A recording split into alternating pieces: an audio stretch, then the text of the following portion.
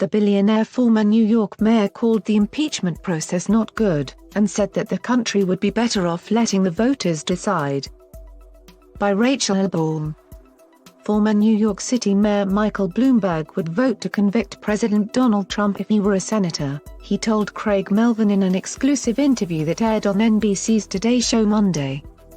"I'd have to swallow 2 or 3 times, but I would say I would vote to convict because there's so much evidence that he acted inappropriately," said Bloomberg, who's running for the Democratic nomination. However, Bloomberg called the impeachment process not good, and said that the country would be much better off letting the voters decide who is president. Trump's impeachment trial in the Senate starts Tuesday afternoon, and his defense team is expected to include Ken Starr, the prosecutor whose investigation 2 decades ago led to the impeachment of President Bill Clinton, along with former Harvard law professor Alan Dershowitz, to his defense team. Bloomberg and Trump both hail from New York and have long known each other. On Friday, the president criticized Bloomberg on Twitter, mocking his refusal to participate in the Democratic presidential debates.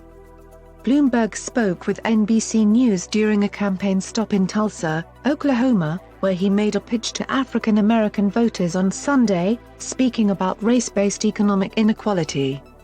He outlined a proposal aimed at increasing the number of black-owned homes and businesses, including a $70 billion investment in the nation's most disadvantaged neighborhoods.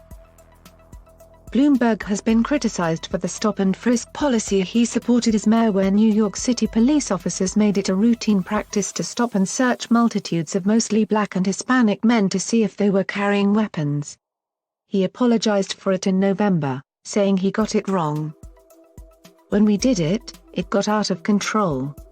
When I noticed it, we did a little test of seeing what happens if you stopped it. Everyone said crime would go up. It didn't, so I said let's get rid of it," he said in the interview. "When I left office, 95% of it was gone, and I wished I had apologized earlier. Plain and simple," he added. The New York billionaire, who built his fortune through the financial information company he founded, only entered the race for the party's nomination in November, a choice he made after looking at the other Democratic nominees. "I looked, and I didn't think any of them could beat Donald Trump. Some, in fact, would almost guarantee his re-election," he said of the other Democratic nominees, though he declined to name specific contenders. Spelling out why he feels Trump is so dangerous, Bloomberg said that his impetuous style was hazardous for the country. "It's his process and lack of inclusiveness and getting advice from people. I always joke there's no I in the word team. The way Donald spells it, there's no T, E, A or M, and that's not the way to accomplish things," he said. Bloomberg's late entry into the nomination race meant that it was too late to build organizations in Iowa and New Hampshire and the other early states, he said.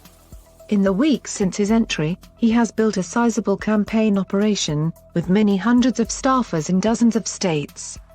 The first test of Bloomberg's electoral strength will be on Super Tuesday on March 3. If he loses the nomination, that army of staffers would go on to help the eventual nominee, he has said. Since entering the race in November, Bloomberg has hired more than 800 staffers, including 500 field organizers and staff in more than 30 states and another 300 staffers in his campaign's New York headquarters.